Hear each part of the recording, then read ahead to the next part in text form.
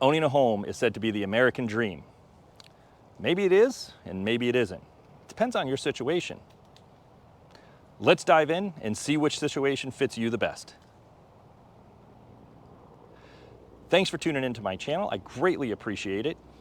If you're new, please hit that subscribe button and do me a favor, hit the bell notification so that you're notified every time I upload a new video.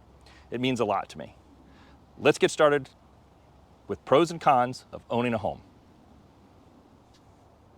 It's important to remember that owning a home is going to vary based on your circumstances.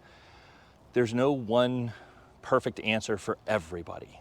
You know, what may be good for me is not good for you. And what may be good for your friend is not good for you, and vice versa. So just keep that in mind as we go through these 5 pros and cons of home ownership. Owning a home is a huge financial burden. You've got to come up with your down payment money. You've got to come up with closing costs on top of your down payment money. You've also got to pay for a home inspection, more money. You've got to pay for a survey, potentially. Depends on your state, but let's just assume you have to pay for a home inspection, more money. You're gonna get nickeled and dimed to death. That's a huge burden. That's a lot of money you may or may not have. I found this perfect little bench in this park, so I figured I'd sit down and enjoy the weather today. So number 2 is maintenance costs.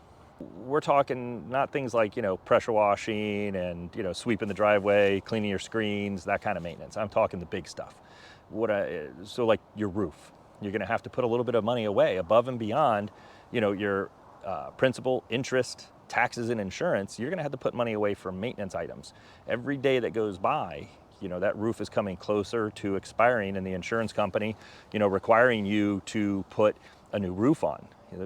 We're here in Florida, and the roof life expectancy is 20 years, but in recent months, the insurance companies, are starting to require you to put on a new roof when it's getting closer to the end of life, which is roughly about 15 years for a asphalt shingle roof, which is pretty standard here. So you've got to put that into your budget every month.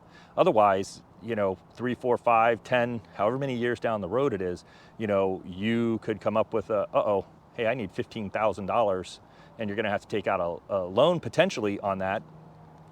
But that's another monthly expense that you weren't ready for. But if you put a little money away every month, you'll kind of be saving up for that rainy day. You're also gonna have to look at other big expenses like your air conditioner. It's hot here, this is Florida. The thing runs 24/7 pretty much all year round. We don't really have a substantial winter. I mean, there's only maybe a month where we don't run our air conditioner.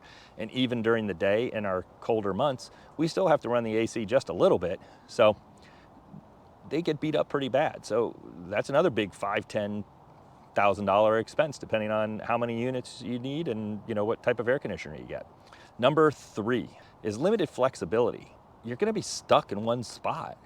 You can't just go, I don't like it here anymore. God, that neighbor really annoys me. I'm out. I'm gonna go find another rental. And you go find another place at the end of your lease and you move on. It gives you a little bit of freedom, if you will, when you're actually renting from somebody. Okay, we covered a lot of cons. Let's talk about some pros of home ownership. Number 1 is equity. Over time, you're making your mortgage payment. And every time you make your mortgage payment, you're paying down how much money you owe on the house, and you're gaining equity.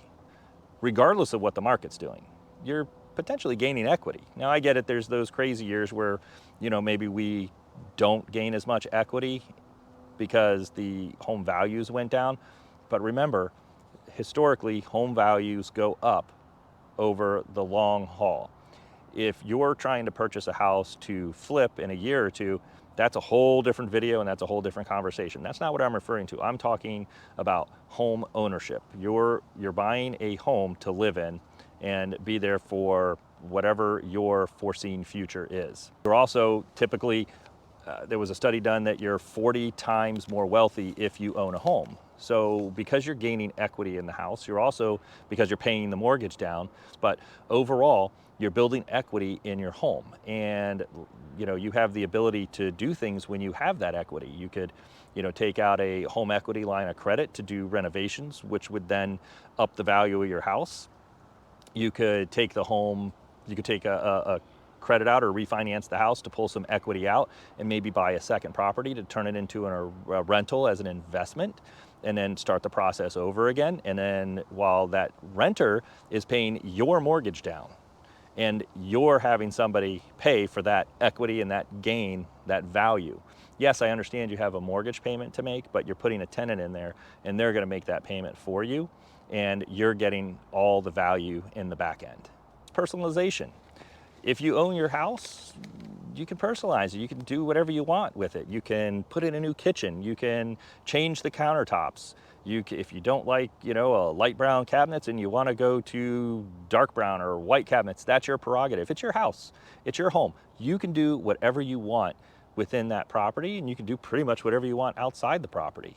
There's going to be local restrictions. You may have an HOA, things of that nature, but for the most part, you can do what you want. I kind of already touched on this, but number 3 would be investment. You're invested in your home. You're gaining equity. That is really, really a huge thing when it comes to home ownership. Is the money that you're gaining over time. It's think of it like as a savings account, on the back end. And if you ever even decide to sell that property, you're going to have that money that you can put in your pocket. And again, we're not talking about flippers. I am talking about people who live in the property for an extended period of time. Number 4 is tax benefits. Now, I am by far not a tax professional.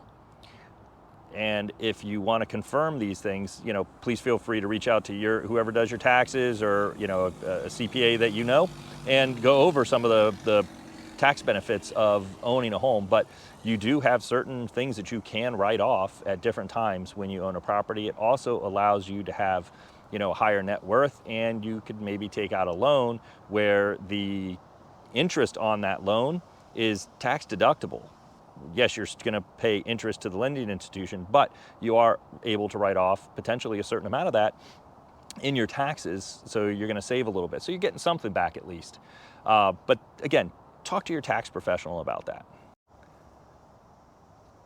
So in closing, whether homeownership is for you or isn't for you, keep in mind the things that we discussed. Also keep in mind that if you are renting, you're paying somebody else's mortgage, and you're still going to be paying for all those things. But it's not necessarily going to be an out-of-pocket expense for you straight away, but rest assured that landlord is most likely added additional expenses to his monthly income from you, so that he can pay for roof, insurance increases, all those things that go along with home ownership that could be a potential burden to you.